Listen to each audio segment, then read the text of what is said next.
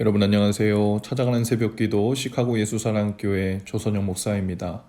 오늘도 변함없는 주님의 은혜와 평강이 저와 여러분의 삶의 종일 풍성하기를 기도합니다.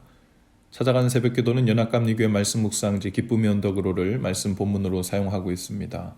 오늘 말씀은 신명기 9장 1절에서 6절까지 말씀입니다. 제가 읽어드리지요.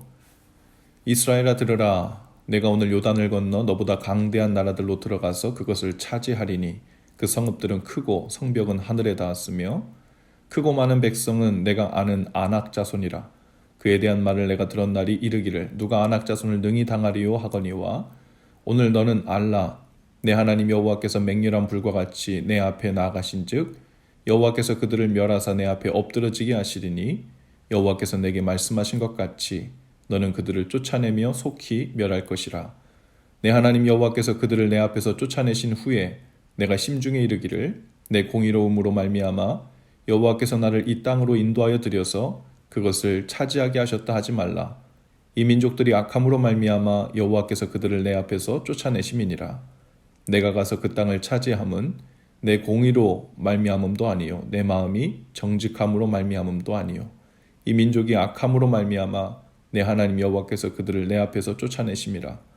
여호와께서 이같이 하심은 내 조상 아브라함과 이삭과 야곱에게 하신 맹세를 이루려 하심이니라.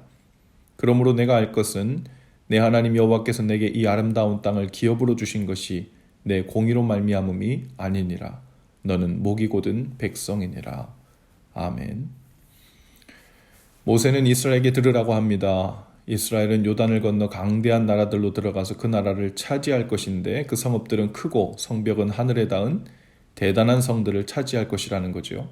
그곳에 사는 크고 많은 백성은 아낙 자손들입니다. 어떤 민족도 이 거인 족속인 아낙 자손을 이길 수 없지요.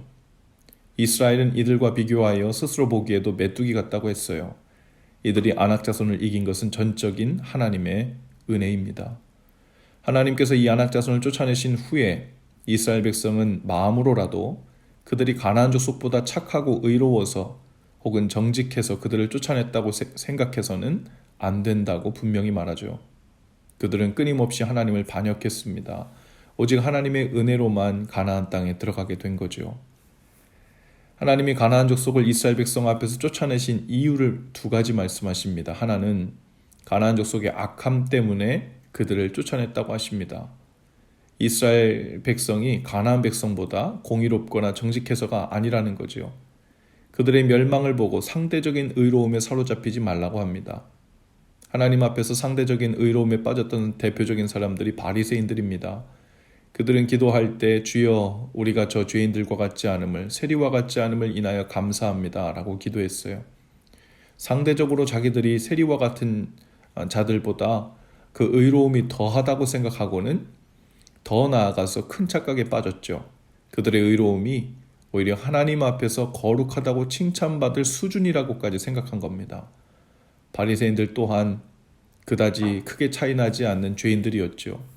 윤리적으로 세리보다 조금 덜한 죄인이었을지 모르지만 그들은 오히려 그 일로 인하여 하나님 앞에서 교만하게 되므로 그들보다 더 큰 죄인의 자리에 올라서게 됩니다.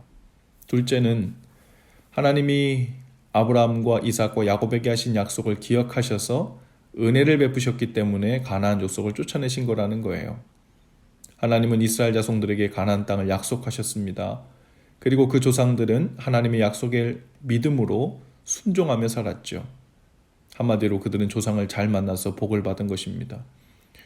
오늘 우리가 은혜를 받는 것도 우리가 의로움의 보상을 바랄 만큼 잘나서가 아니죠. 예수님의 의로움을 믿음으로 그 은혜로 하나님의 자녀가 되었다고 성경은 기록하고 있죠. 우리가 하나님 앞에서 교만하여 목이 곧은 사람들이라는 것을 아는 겸손한 사람은 그 삶에서 두 가지 증거가 나타납니다. 하나는 삶에서 얻은 선물로 인하여 그 공로를 자신에게 돌리지 않고 오직 하나님께 대한 감사와 영광으로 반응하죠. 그러니 겸손한 사람은 그 입에서 감사가 끊이지 않습니다. 범사에 감사하라는 말씀은 늘 자신의 주변에서 하나님께서 일하시는 은혜의 손길을 보고 반응하는 사람이라는 뜻입니다. 겸손한 사람이라는 또 다른 증거는 죄에서 돌이키고 일어나는 모습이 다릅니다. 자기 자신이 범한 죄에 대하여 깊이 좌절하여 그 실망 속에서 일어나지 못하는 사람은 그만큼 자신에 대한 기대가 큰 사람이라는 증거죠. 또한 사람들의 죄와 실수에 대해서도 큰 실망을 하며 용서하지 못하고 받아들이지 못하는 것 또한 사람에 대한 기대가 크다는 증거일 수 있죠. 혹은 나는 상대방으로부터 더 좋은, 더 괜찮은 대우를 받아야 하는 좋은 사람이라는 교만이 있는 증거일 수도 있고요.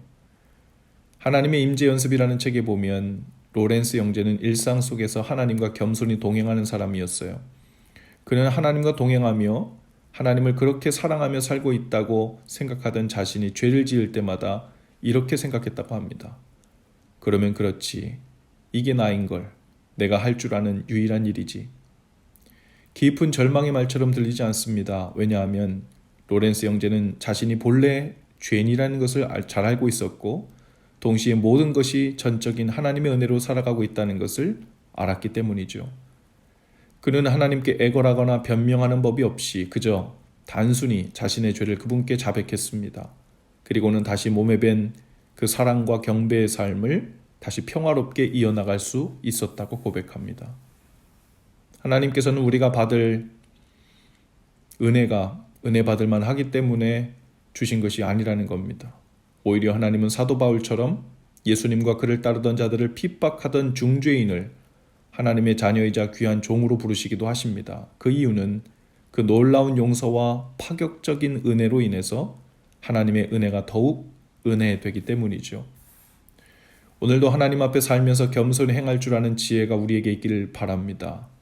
우리 자신과 다른 사람들에 대하여 너무 큰 기대를 하며 살지 않기를 바라고요.